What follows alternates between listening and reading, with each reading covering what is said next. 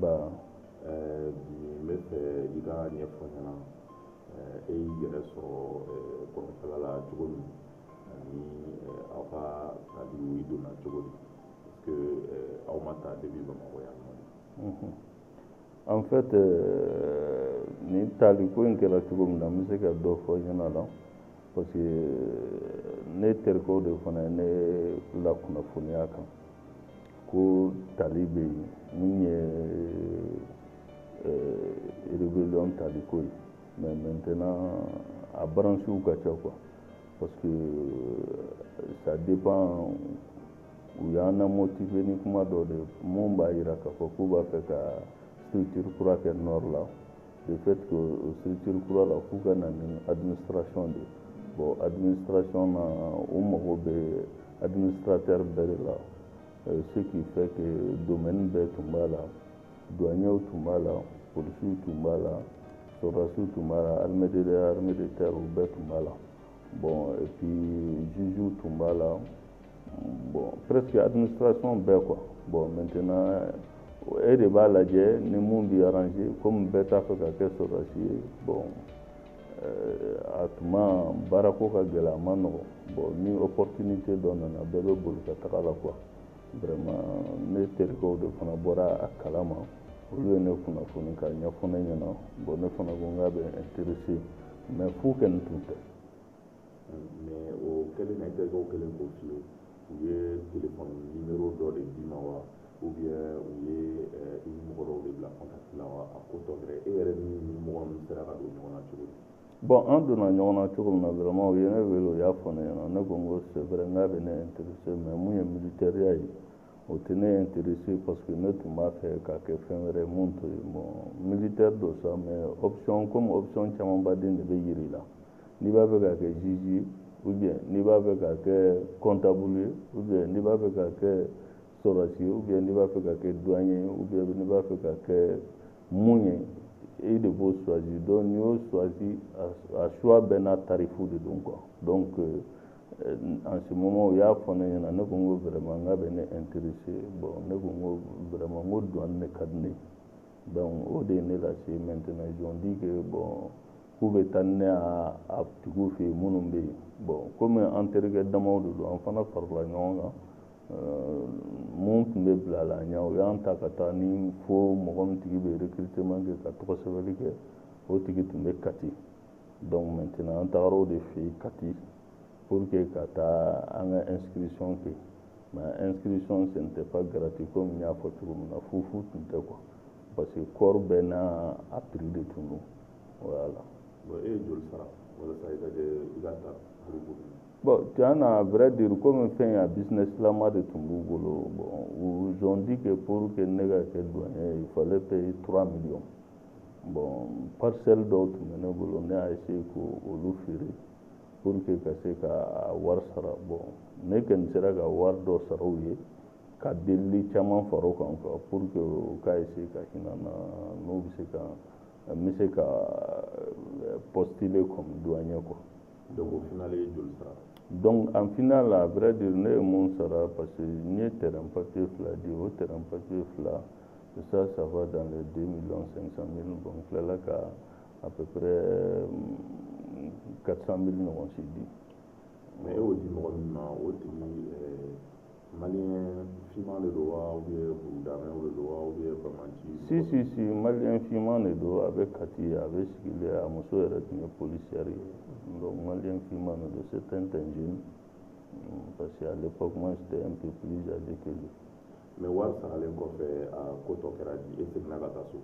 bon wari saralen kɔfɛ u ye rendez-vous d'an ma mobili bɛ taa yɔrɔ min na an bɛ taga cogo min na donc ils ont dit que an bɛ taga dɔrɔn à 15 jours ils vont commencer les recrutements mais formation de base kɔni ye militaire ye voilà. donc wari saralen kɔfɛ 15 jours u ye wele bila e ma. wari saralen kɔfɛ donc an ye rendez-vous ta compagnie minnu na an bɛ taga donc an y'an ka minɛnw fara ɲɔgɔn kan ka taa o compagnie na o compagnie ni mɔgɔ kelen kelen tun bɛ taa ni ma fili wa naani comme ça parce que u ka mobiliba ninnu de tun don mais wa naani de tun na chaque personne na an yɛrɛ de tun b'o fɛɛrɛw bɔ quoi bɛɛ y'i ka fɛɛrɛ bɔ i yɛrɛ ye quoi voilà. Donc aw taara aw ye ɲɔgɔn sɔrɔ. Bon an ye ɲɔgɔn sɔrɔ à peu près 15 ans bugu cimetière kɔfɛla la mobili in bɛ ta yen de an ye ɲɔgɔn sɔrɔ yen donc presque an bɛɛ tun ye combattant de ye minnu tun bɛ yen a bɛɛ tun ye combattant de ye an bɛɛ tun taara objectif kelen la mais mɔgɔ si ni mɔgɔ si ka domaine tun tɛ kelen quoi mais presque mobili in fa in bɛɛ kɔni tun ye a bɛɛ tun ye biti kelen de quoi. D'accord, donc aw ye ɲɔgɔn sɔrɔ yen aw ka sabu b'aw kɔ la ani jigiya caman ani hakilisigi parce que aw hakili b'a la k'aw bɛna kɛ douaniers ye aw bɛna kɛ juges ye aw bɛna kɛ comptables ye donc aw tun bɛ taa mɔgɔ joli la aw bɛ taa don min na aw tun bɛ mɔgɔ joli la. Bon an ka compagnie mun wulila an tun ye mɔgɔ 18 parce que groupe de tun bɛ former ka taga quoi. Bon ni groupe minnu tun former la n'olu farala ɲɔgɔn kan olu bɛ taa mais an minnu tagara ɲɔgɔn fɛ yɛrɛ an tun ye mɔgɔ 18 de 18 personnes. Donc aw donnen car kɔnɔ car taara n'aw ye min. Bon car taara n'an ye fɔlɔ an pa tɛmɛna ni ɲɔnɔ ye ka taga an taara Lere de fɔlɔ an ye escale kɛ Lere après Lere an y'a tɔ continuer ka taa Dire après Dire an ka camp tun bɛ Aliwaliji donc an taara Aliwaliji camp tun bɛ yen ça c'était à 15 km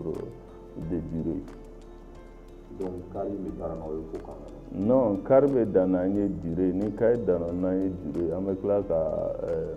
mobili wɛrɛ de ta pick-up wɛrɛ de ta mun bɛ taa n'an ye kan kɔnɔ car kɔni dan ye Dire ye.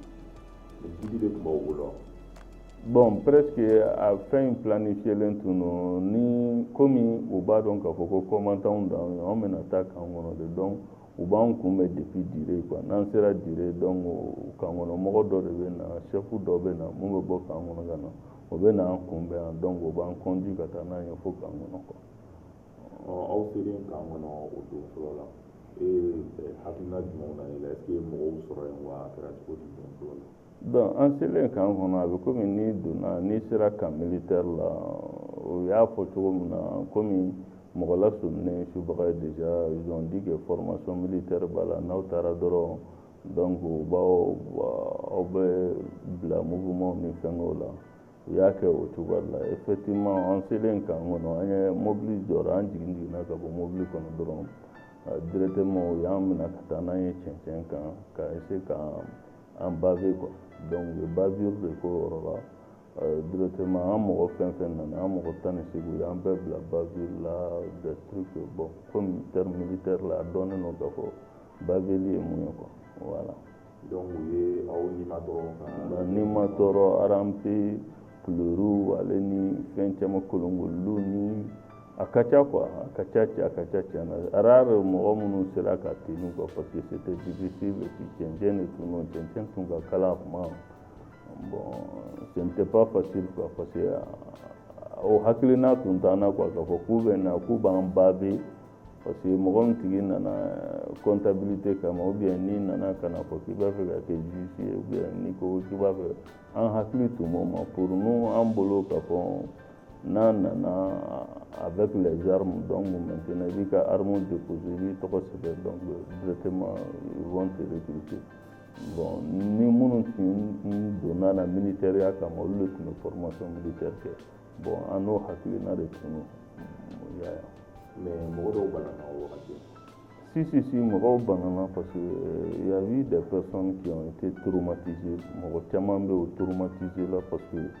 de fait que depuis Lere yɛrɛ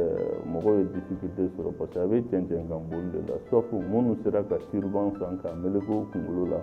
olu kɔni ma degun kosɛbɛ ɲɛnama sɔrɔ mais fɛn fɛn ma se ka turban san ka meleke a kunkolo la cɛncɛn donna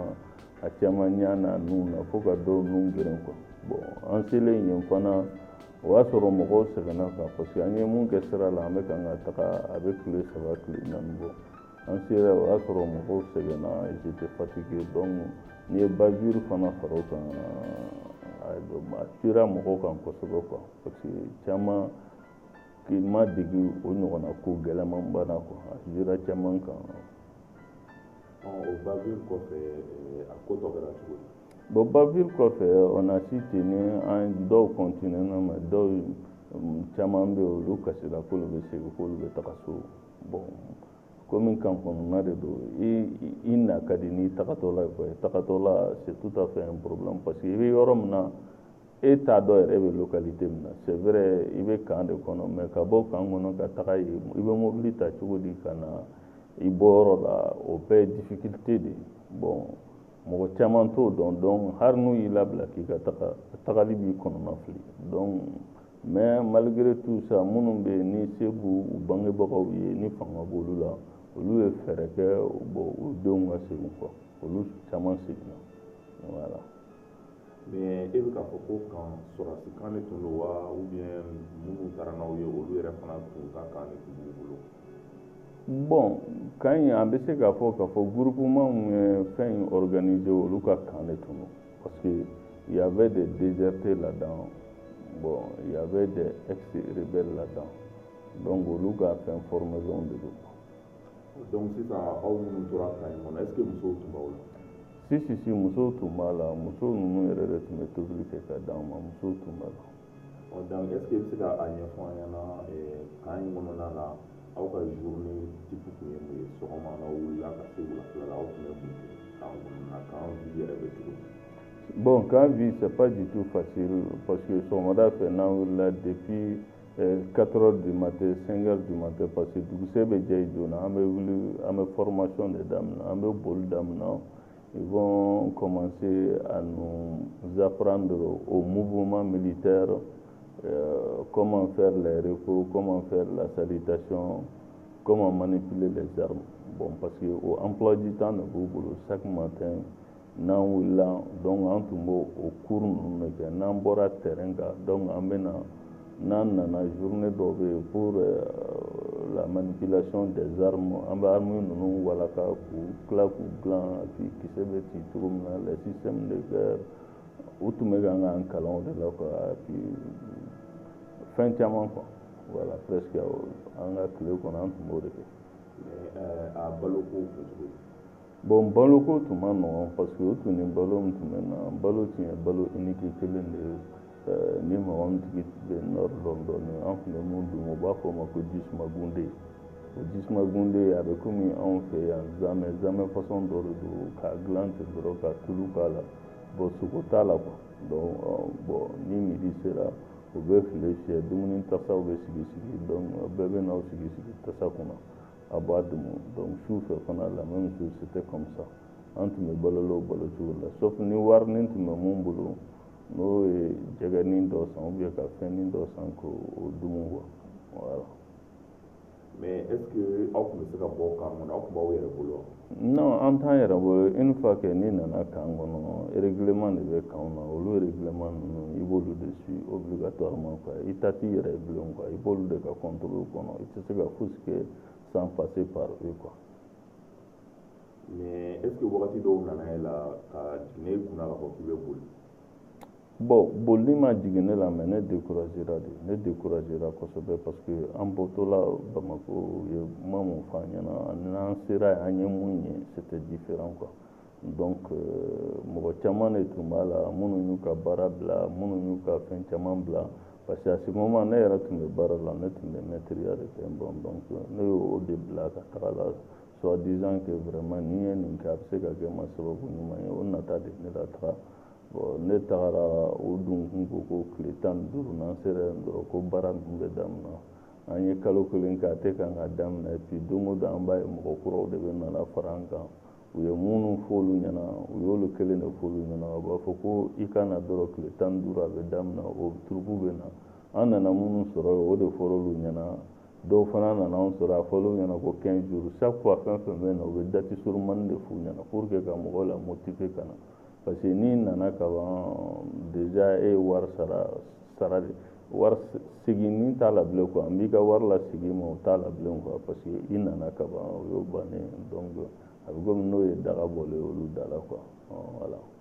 mais e yɛrɛ aw ka kan falen tun don tuma min e tun b'a mɔgɔ jate k'a kɛ mɔgɔ joli hakɛ. bon an ka kan tun falen don tuma min na ne tun b'a mɔgɔ jate fɛn fɛn tun ye mɔgɔ 100 ye a tun b'o bɔ quoi. a tun bɛ mɔgɔ 100 bɔ. donc mais est ce que aw tun bɛ entraînement minnu kɛ aw tun b'a kɛ ni marifa yɛrɛ yɛrɛw de ye. si entraînement tun bɛ kɛ ni marifa an bɛ entraînement kɛ ni PMU yɛrɛ de PMU an b'a kalan de par cœur PMU an b'a walaka k'a kalan k'a ɲɛ siri tuguni k'a walaka ka tila k'a monter ni mɔgɔ mɔgɔ ma se o la i tɛ labila quoi a bɛ puni quoi presque quoi règle y'o de donc a diyagoyalen don bɛɛ ma bɛɛ ka se k'o kɛ ka se ka PMU kalan k'a détacher ka tila ka a fara ɲɔgɔn kan k'a don ɲɔgɔn na tuguni i ɲɛ sirilen an bɛɛ y'o kalan k'o ban. mais punition i ko k'i bɛ punition tun bɛ se ka kɛ mun ni mun. donc punition o tun b'i bila pompe la o tun bɛ se k'a fɔ 20 fois ou bien 30 fois ou bien o bɛ saka dɔw bila i kɔ la i ka terrain munumunu parce que tile bɛ yen donc punition tun y'o olu de quoi olu de tun y'u ka punition. mais est ce que k'e to yen mɔgɔ dɔw sara kan na. non bon presque ka ne to mɔgɔ ma san kan kɔnɔ ka ne to mɔgɔ ma san kan kɔnɔ mais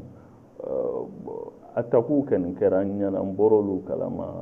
bon n taara dɔw lajɛ yɛrɛ bon olu kɔni kɛra mais k'an ka kan kɔnɔ yɛrɛ ko bon mun yɛrɛ sara an ka kan kɔnɔ o ma sa k'a to kan kɔnɔ quoi parce que o sara k'a to yɔrɔ wɛrɛ de quoi voilà mais a tun b'an ka baara de la i to baara de senfɛ n'ale sara quoi. mais i ko ko attaque kɛra donc o tuma aw tun bɛ taa kɛlɛkɛyɔrɔ la. bon an tun bɛ taa mais bɛɛ de tun tɛ taa o tun mɔgɔw tun sugandilen don parce que n'i ye mɔgɔw jateminɛ i tun b'a ye minnu ja ka gɛlɛn minnu tun motivelen don n'u déterminés don n'u tɛ hésiter u tun kɛlen don k'olu tɔmɔ jama la quoi donc maintenant ni mission bɛ yen n'olu bɛ taga i y'a ye. mais e tun b'o jama la. bon o yɔrɔ ninnu n t'a fɛ ka kuma o kan kosɛbɛ parce que vraiment n t'a fɛ ka toucher o yɔrɔ la quoi n b'a fɛ k'o yɔrɔ ninnu to gundo la parce que mɔgɔ i bɛ ko k'o kɛ i ma ɲi k'a bɛɛ lakale quoi dɔw bɛ yen tu gardes ça pour moi-même j'aimerais garder ça pour moi-même. mais ni aw ma deli ka taa kɛ. si bon parce que aw bɛ position minnu na a ma nɔgɔn quoi parce que an tun bɛ yɔrɔ min na an ni MLA tun man jan donc de fait que ni MLA ma jan toujours il faut k'i ka précaution de ta k'i labɛn toujours parce que kɛlɛ bɛ se ka na tuma bɛɛ quoi donc tuma dɔw la an tun bɛ menaces mɛn k'a fɔ ko bon ko groupe dɔw tun b'a fɛ k'an attaquer donc an tun b'o menaces mɛn n'an y'olu mɛn an b'an labɛn an b'an pɛrɛn k'u makɔnɔ bon an kɔni tora bɛɛ bɛ k'an ka essayer k'i force la ni message ye n b'i attaquer bɛɛ b'i labɛn bon an tun b'o position de la. mais terrorisme djihadiste don an b'olu kibaruya mɛn. si an n'a fɔ n k'an ni MLA tun ma jan an ni MLA tun ma jan bon ani Gasiya fana tun ma jan an tun b'olu dɔn bon an bɛ ɲɔgɔn dɔn an bɛ ɲɔgɔn ye MLA ɲɛ b'anw na an ɲɛ b'u la bon an bɛ Gasiya mɔgɔw fana ye olu b'an dɔn an b'u dɔn u bɛɛ b'a dɔn ko kan dɔ bɛ yen an fana b'a dɔn k'u ka kan bɛ yen an b'u ka territoire dɔw b'an ka territoire dɔw bɛɛ n'i ka territoire de don quoi donc mɔgɔ si tɛ don si ka territoire kɔnɔ quoi voilà. mais aw ɲɔgɔn groupe joli yɛrɛ tun b'a kɛ hakɛ joli aw tun bɛ yɔrɔ min na aw groupe joli tun bɛ. bon an tun bɛ ɲɔgɔn min na groupe caman de faralen don ɲɔgɔn kan olu groupe ninnu na an tun ka ca parce que Gana Izo bɛ yen Gana Koyi tun bɛ yen Abaja tun bɛ yen MAA tun bɛ yen bon Gasiya fana tun b'an tɔɔrɔ bon a mɔgɔ tun ka ca quoi parce que an tun ye groupement camanbaden de faralen don ɲɔgɔn kan k'an bɛɛ bila kan kelen kɔnɔ quoi. mais aw mɛnlen komi tile 15 fɔra aw ye donc ka comptable ni avocats ni juges ni droit étudiants ni mɔgɔ kalannenw économetres fara ɲɔgɔn kan ko tile 15 k'u bɛ don baara la administration kɔnɔ tile 15 tɛmɛlen yalima aw yɛrɛ minnu tun bɛ yen est ce que a y'a ɲini ka ko dɔ kɛ ka taa kuma fama ninnu fɛ ou bien aw y'a ɲini ka segin ka na Bamakɔ. bon en fait que Malofi y'a faamuya ne ye jama fara ɲɔgɔn kan kuma dɔw f'an ɲɛna n'a ma se ka ɲɛnabɔ a bɛ jama la révolter mais comme en termes de militaire instruction minnu tun bɛ d'an ma bon a tun bɛ se k'i bali i ka mouvement caman kɛ quoi parce que depuis i bɛ poste la on te considère comme militaire bon révolution dɔw bɛ a tun tɛ bɛn ni ko kɛ parce que n'i y'a essayer k'i bɛ révolution kɛ o tun b'i traduire u ka administration na u bɛ se ka ko caman k'i la quoi bon et puis mɔgɔw tun bɛ minnu bɛ u bɛ siran bon a ko a tun ma nɔgɔn mais tile 15 fɔlen kɔfɛ a mana bon cogo cogo ŋunun bɛ caya quoi nisɔngoya bɛ caya mɔgɔw b'a essayer k'a fɔ ka essayer ka demande kɛ k'a fɔ k'u bɛ segin k'u ka taga so bon ils ont vu que mɔgɔw découragé len don mais système tun b'u bolo toujours n'o kɛra o tun bɛ na ni message fu dɔ ye pour que ka mɔgɔw la motiver a fɔra tan Bamako a fɔra tan parce que i tun tɛ Bamako information sɔrɔ quoi n'i bɛ yen i tɛ information fiable sɔrɔ Bamako kan actuellement Bamako bɛ cogo di donc mouvement bɛ cogo jumɛn na recrutement bɛ cogo jumɛn na i tɛ se ka o sɔrɔ mais olu de tun n'o olu information ninnu tun bɛ na bon chaque fois n'u y'a ye jama bɛ na révolte ou bien jama kɔ bɛ na sa donc u b'an motiver n'olu ko ninnu ye quoi voilà. Mais est-ce que aw ni armée ye ɲɔgɔn ye Mali armée faama est-ce que k'aw to terrain na yen aw n'olu ye ɲɔgɔn ye bon presque an ni Mali armée bɛ ɲɔgɔn ye mais u bɛ tɛmɛ an b'u ye bon des fois dɔw bɛ na u bɛ na an jateminɛ kan kɔnɔ parce que an yɛrɛ tun bɛ kan k'an jate Mali armée mɔgɔ de donc a t'an kunkolo la k'a fɔ ko an bɛna an Mali yɛrɛ kɛlɛ quoi mais toujours comme objectif tun ye de baarako de bɛɛ lase donc bɛɛ tun b'a fɛ ka baara de ɲini ka dɔn baara la pour que ka se ka baara dɔ sɔrɔ k'o kɛ mais mɔgɔ si hakilina tun tɛ pour que ka tigi mɔgɔ ɲɔgɔn faga ou bien k'a tɔɲɔ o tun tɛ an hakilina donc Mali armée yɛrɛ yeli tun b'an kɔnɔ bon des fois u tun bɛ na bɔ an na u tun bɛ na pick-up kelen na u bɛ na tɛmɛ u b'a fɔ k'an bɛ cogo di an moral bɛ cogo di donc an b'a fɔ le moral est au beau fixe donc an bɛ tɛmɛ. mais banaw ye dɔw sɔrɔ yan si banaw ye dɔ sɔrɔ parce que an ka kan bɛ yɔrɔ min na dɔgɔtɔrɔso tun bɛ yen mais furakisɛ dɔw bɛ yen n'i banana dɔrɔn u b'o d'i ma i b'o kunu bon ale ni injection dɔw bɛ yen u tun b'olu k'i la quoi minnu banana quoi voilà. a siyɔrɔko tun bɛ cogo di sufɛ bon siyɔrɔko bɛɛ tagatɔ la n'i ka tanti de bɛ taa fɛ i bɛ tanti san i bɛ taga n'a ye n'i tagara i bɛ tanti turu cɛncɛn na i b'o da ni yɛlɛ i bɛ don k'i da o kɔnɔ donc o de tun y'i ka so ye quoi voilà. bon nin ko nin a banna cogo di aw bɔra yen cogo di bon tiɲɛ yɛrɛ la ne mɛnna makɔnɔni la ne ɲɛ b'a la ɲɛ t'a la parce que chaque fois que kalo joli ne ye mun kɛ ka ca a bɛ kalo 6 ɲɔgɔn si bɔ ne y'o kɛ yen bon an bɛ k'an kun makɔnɔ an tun ye denbayatigiw de ye bon an ye mun bila so o banna bon fɛn tɛ nalen bon a ma nɔgɔn quoi an y'a ye k'a fɔ vraiment fɛn in a bɛ ɲɛ min na tan u ye nkalon caman tigɛ an ye an bɔr'o kalama quoi est-ce qu'il faut continuer comme ça est-ce qu'il ne faut pas venir reprendre la vie i ka essayer ka ko dɔ k'i yɛrɛ janni ka to nin na yen ten bon parce que a ko bɛ kan ka taga bolo dɔ ma parce que u yɛrɛ dama binna ɲɔgɔn tara i la donc a ko cayara an ye kuma caman mɛn u yɛrɛ kɔ kan quoi donc maintenant o n'anw ka objectif dun tun tɛ kelen ye donc maintenant ne fana y'a essayer ka permission ta o permission yɛrɛ tali ma nɔgɔya mais comme u y'a ye k'a fɔ mɔgɔ dɔw bɛ yen ils sont intéressants ne tun b'olu mɔgɔw la minnu tun bɛ se ka hakilina ɲuman d'u ma ani k'u dɛmɛ u ka baara kɛcogo la parce que minnu tun b'an kalan o kalan senfɛ i b'a ye k'a fɔ ko pédagogie t'u la quoi militaire ya fanga ni fɛn bɛɛ tɛ se ka kalan fanga ni force la quoi il y avait des personnes f'i ka essayer système de bɛ yen k'olu kala la bon ne y'a essayer k'o de ɲɛf'u ɲɛna u bɛ kan ka mɔgɔw kalan cogoya min na dɔw bɛ kan ka traumatiser dɔw bɛ kan ka bana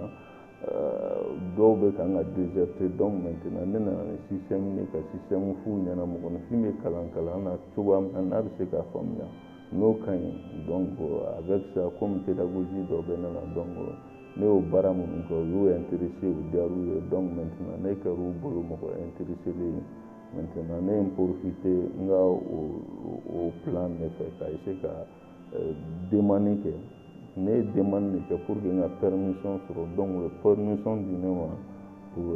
à peu près une semaine comme ça ne tun nana o permission na ne y'a fɔ n ko n ka mɔgɔw man kɛnɛ donc n ka léger banna il faut que n ka segin ka na n bɛ na une semaine dɔrɔn n bɛ segin donc ne y'o permission de ta ka na donc dès ne nan'o la ne ma sɔn ka segin bilen quoi. mais minnu tora yen i ni dɔw i teri dɔw tun b'i la ni dɔw tora contact la Si, hali bi an bɛ contacté kɛ ne n'u bɛ contacté kɛ y a pas de problème parce que n'u mago bɛ stratégie ni idéo la ne bɛ se ka hakilinaw d'u ma k'u dɛmɛ kosɛbɛ parce que an ka chef tun ye mun ye lui c'était un commandant bon j'ai trouvé que lui aussi il était un ancien ale tun ye enseignant ye donc maintenant ni ne hakilina kɛra kelen an ye ɲɔgɔn faamuya donc c'était facile pour moi jusqu'à présent contacté b'an ni ɲɔgɔn cɛ an bɛ kuma an bɛ ɲɔgɔn bilasira an bɛ ɲɔgɔn dɛmɛ sur tous les plans quoi voilà. donc o b'a yira k'a fɔ ko kan in bɛ hali bi bon kan bɛ hali bi mais kan ko cayara parce que u yɛrɛ dama minnu tun bɛ o chef dama minnu bɛ u nana kɛlɛ bon fo dɔw sara la quoi donc o kɛra u ye ɲɔgɔn janfa dɔw donna kaso la dɔw sara bon o ye kan yɛrɛ barika ban bon mɔgɔw jɛnsɛnna bon depuis anw tagara caman y'a ye k'a fɔ ko fɛn in a kuma ka ca n'a yɛrɛ restitué donc bɛɛ tagara quoi presque caman taara mais dɔw bɛ yen olu tun tɛ se ka taga parce que mɔgɔ dɔw bɛ yen a vie tun diyara olu kun fɛ minnu bɛ yen métier t'u la baara t'u la u ma kalan bon parce que an ka mɔgɔ ninnu tun bandi kɔrɔw tun b'a la quoi awɔ ni situation façon b'olu arranger olu kɔni tora yen ka continue u nɔfɛ bon u bɛ bandiyaw ni fɛnkɛw kɛ bon o ka di olu ye olu continue la o kɔni fɛ mais caman kɔni bɛ caman déserté la caman nana bon mɔgɔw ma segin bilen quoi parce que a bɛɛ tun ye élèves étudiants ou bien jeunes diplômés de bon ce n'était pas facile u k'a fɔ k'u tun b'anw mara quoi parce que anw tun bɛ mun dɔn o tun t'o dɔn kosɛbɛ quoi voilà. mais est ce que aw y'a ɲini k'a fɔ ko aw bɛ plainte don ninnu kama walasa u ye aw tɔrɔmpeli min kɛ ani aw ye musaka minnu sara layidu min taara ko minnu ma timɛ olu ka segin aw ma est ce que aw hakili y'o ye. bon an hakili y'a ye parce que an hakili y'a ye mais a gɛlɛyala quoi parce que on se sentait trahi an ɲɛ b'a la an ka nafolo tiɲɛna an ka vie bilala en retard on a fait des dépenses inutiles an ɲɛ b'a la mais an t'a dɔn an b'an plaigner cogo min na quoi parce que an y'a jate affaire de don business de don n'a ɲan'i bolo ça va bon hali mɔgɔ tun t'a fɛ k'a fɔ mɔgɔ ɲɛna quoi parce que tellement que bɛɛ y'a ye que c'était intéressant mais an nalen a kuma cayara c'est vrai mɔgɔ minnu tun b'a recrutement na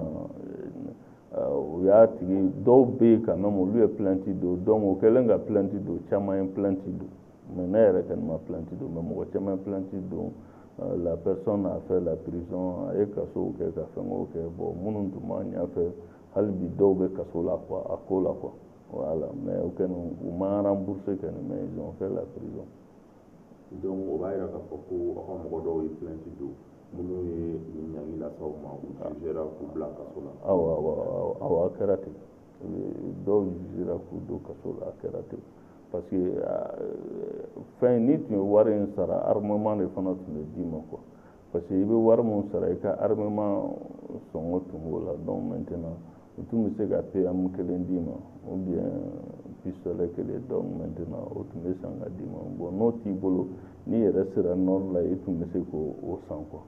voilà. donc o dir'e ma yan i n'o bɔra yan ka taa. non bon PM ninnu bɛ san nord la de a tɛ d'i ma yan dɛ n'i sera nord la i b'a sɔrɔ yen parce que a da ka di yen a tɛ se ka san yan quoi a da ka di yen i b'a san yen donc a tɛ se ka san yan. e bɛ se ka kumakan jumɛn wɛrɛ fɔ an lamɛnbagaw mun ye yɛrɛ marqué nin histoire in affaire in bɛɛ kɔnɔna na. mun ye ne marqué moi j'ai trouvé que c'était un faux affaire o ma n dabali ban mais mun ye n dabali ban ka tɛmɛ o bɛɛ kan parce que moi j'ai trouvé que faamaba ninnu ni patronba ni jurisibaw ni commissaires ni Mali jalatigiba ninnu caman denw tun b'a la dɔw dɔgɔninw tun b'a la dɔw balimaw tun b'a la ka n'a ye k'a fɔ ko u sera k'an bɛɛ berner k'a don nin kɔnɔ o de dabaliban ye ne minɛ parce que ça qui m'a beaucoup choqué an k'a kɛ an tɛ kulun ju la an t'a a kunna mais maintenant olu minnu ye Mali population ye olu minnu bɛ sanfɛla la olu ka ɲi ka information fiable don olu ka ɲi ka dɔn nin ko in ye ko sɛbɛ u bɛ ko ɲɛnama tɛ bon bɛɛ dun ɲɛ b'a la mɔgɔw bɛ kan ka taa nord la parce que an y'a ye a b'olu de fɔlɔ denw n'u dɔgɔninw n'u balimaw bolo olu de an na bɔ réseau in kalama donc o de digira ne la kosɛbɛ quoi comment se fait-il que jamana bɛɛ bɛ se ka don nin ɲɔgɔnna ko da fɛ ten sans que mɔgɔ si tɛ yen mun bɛ se k'a démenti mɔgɔ si tɛ yen mun bɛ se k'a ye k'a fɔ fɛn dɔ bɛ kan ka kɛ fɛn mun man ɲi et puis a bɛna laban fɛn mun na mɔgɔ si hakilina m'o ye i y'a ye. ɲininka labanna ko in kɛra wagati jumɛn san jumɛn. Bon an ta kɛra san mun na sa bon ni ma fili dati ba tɛ n kɔnɔ ten sa mais c'est dans le 2015 et 16 quoi. D'accord. 2015-2016 o y'a sɔrɔ a tun bɛ yen wa a continuera o kɔfɛ. Bon, jusqu'à présent, ça continue parce que Albi, si ça n'est pas en avec tes armes, Nini ka armes, tu armes déposées, donc maintenant, on va essayer de se prendre parce que on a donné un accord d'Alger comme de quoi, accord d'Alger comme de on a en donne quoi. Bon, au accord d'Alger que je crois que ça se continue jusqu'à preuve de contraire. On veut quand même à nos jours, même on a armement déposé, ils vont te recruter toujours. Voilà. En tout cas, merci beaucoup, M. Ivan, témoignage là. Ok, merci aussi.